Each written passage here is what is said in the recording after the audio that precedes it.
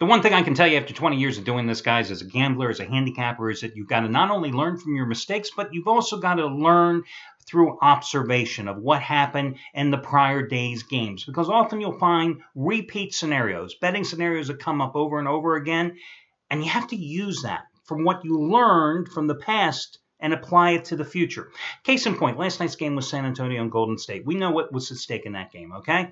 You had the Spurs coming off consecutive losses. You had them at home. You had them well rested because Popovich had given most of the starters, other than Tim Duncan, off the game prior. You had Golden State playing the second of back-to-back games in less than 24 hours, coming off a game in which they had to make a furious fourth-quarter rally to beat the Memphis Grizzlies on the road. So what happens? The public in kind responds by betting the hell out of San Antonio, pushing that line up to 5.5 to 6 points as the night and day progressed. And we know what happened. Golden State wins the game outright. Well, you've got the same type of scenario going here tonight. Now, I did not have any skin in that game last night, other than the fact that, one, I wanted Golden State to win because, A, I like the Warriors, B, because Steve Buden's Cali Cartel was going for 109 winner like number 19 out of 22 last night, and it was the featured discounted play yesterday at a $55 savings, and 3, it was the game I was most involved with as a fan. But again, I didn't have any skin in the game. But what I learned from that game, watching how the betting public jumped all over the San Antonio Spurs, leads me to my pick tonight on the Cleveland-Atlanta game. Interesting, same scenario here, almost like deja vu all over again. Cavaliers coming off a really bad loss to the Chicago Bulls. The Chicago Bulls team that's not even going to make the playoffs. They beat them 105-102 the other night, and before that, they were hammered 123-109 to Indiana. So 2 straight losses, but Cleveland's at home. Cleveland has been a good play at home this season. And what has happened? The public has bet the Cavaliers from -4 up to 5.5. Well, I'm sorry, guys. That dictates to me a play automatically on the underdog, and that being, of course, the Atlanta Hawks now plus 5.5 points. Listen, I wasn't that enthralled with Cleveland at -4, but now you're going to give me the Hawks another extra 1.5 points? Isn't this the same scenario playing out with Golden State last night? And the Hawks are a rested team. Hawks are coming off a 118-107 win at home against Boston on Saturday, a game in which they closed that contest on a 43-20 run against the fatigued Celtics team that was playing its third game in 4 nights. That capped a 3-1 homestand, which ironically began with a 110-108 overtime loss to the Cavaliers back on April 1st. In that game, LeBron James, strong, 29 points, 16 rebounds, 9 assists. Paul Millsap, monster game for the Hawks in that one, 29 points, 12 rebounds. Millsap had an even a better game against the deep Celtics front line on Saturday night at home with 31 points and grabbing 16 boards in that one. So, again, you have a Cleveland team that's lost 2 in a row. You have a Hawks team that the line, to me, dictates taking them as the 5.5-point underdog. Keep in mind some other disturbing factors here.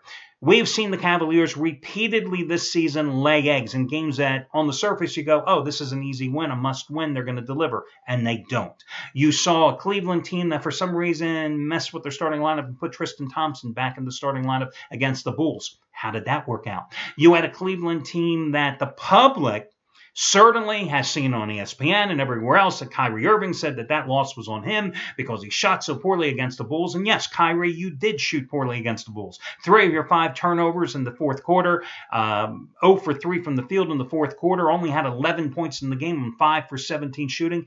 So the public immediately says, oh, Kyrie's going to play better tonight, and the Cavaliers are going to play better tonight. And that's why, let's say, the amateurs are jumping all over Cleveland. Listen, Cleveland may win by 20 tonight. I'm just telling you, I think it's a situational play. You go ahead and take an Atlanta team that is a deeper team, a more athletic team, and a team that can definitely put the points on the board, as we know, and a team that's played not to their levels of last year, but much better since the All-Star break.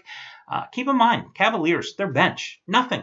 I mean, against a bunch of Chicago reserves, their bench got outscored 44-11 in that Saturday loss. So I'm going to go with Atlanta plus the points. Another interesting game where, when I give you run line releases, I always like to tell you why a particular pitcher, not just because of his most recent performances, but why he is a worthy run line play based on how the team has played behind him. Case in point, Yesterday, I had a 15-time best bet on the Cubs, minus the 105 on the run line at Arizona. Jake Arrieta was going, and I pointed out in my analysis to you that Chicago had won 20 of Arrieta's last 22 starts, regular season and the playoffs combined. 18 of those wins by margins of 2 runs or more. Well, that's the type of guy you want to take on the run line because the Cubs support him. Remember the Toronto Blue Jays last year? They had a guy, Drew Hutchinson, a double-digit winner, but he had an earned run average near 5. Why did he win double-digit games? Why did he earn a ticket to the minor leagues here at the start of this season? Because the only reason he won those double-digit games was because the Toronto Blue Jays averaged like 8.5 runs in every one of his starts. Some guys get all the luck. Other guys, like Max Scherzer going for Washington tonight, they get no offensive support. Now, Scherzer was originally scheduled to start against Miami on Saturday at home. However, that game was postponed because of inclement weather. So he's going tonight. Last time he pitched was last Monday at Atlanta. Believe me, I know. I had a small play on him, a 10-dime release on Washington on the run line that day. He only gave up 3 hits in 7 innings. Problem is, 2 of them were solo homers, and the Washington Nationals only went on to win in extra innings in that one by a single run and cost me the game. Now, he is a guy who, because of a lack of offensive support, didn't win many games last year. He was only 5-7 with a 3.44 earned run average in 16 home starts last season. In those 16 home starts, the Nationals went 7-9. And of those 7 wins, only 4 of them were by 2 runs or more. Now, you don't have to be an MIT grad to figure out that this guy, playing at home, naturally, it's always going to be a run line play unless he's going against the Mets and Matt Harvey. Not a good betting proposition. I took a chance with him on the road because last Monday's game at Atlanta, he had pitched much better on the road last year than he did at home. This is a situation, however, I'm willing as a free play to use Washington on the run line, taking the Nationals down to 105, minus the 1.5 runs against Atlanta. Braves off to an 0-5 start, losing all 5 of those games at home. Now, it's their worst start since going 0-10 to start the 1988 season. They're going with Bud Norris. Yes, he pitched well against Steven Strasburg and the Nationals last Tuesday. 6 innings of work, gave up 3 runs, walked 2, struck out 4. Actually, it was 7 innings. Hey, that's a hell of a lot better than what he did last year when he started in the Orioles rotation, had a 7.06 earned run average in 18 innings, 11 of them starts before they cut him loose. Then he went to pitch in relief for the Padres in 20 bullpen outings. He had an earned run average of 5.4. But this is simply a case that sooner or later the Nationals, who were just banging the hell out of the ball during spring training when they went 19-4, I think was their record, this team's got to hit sooner or later.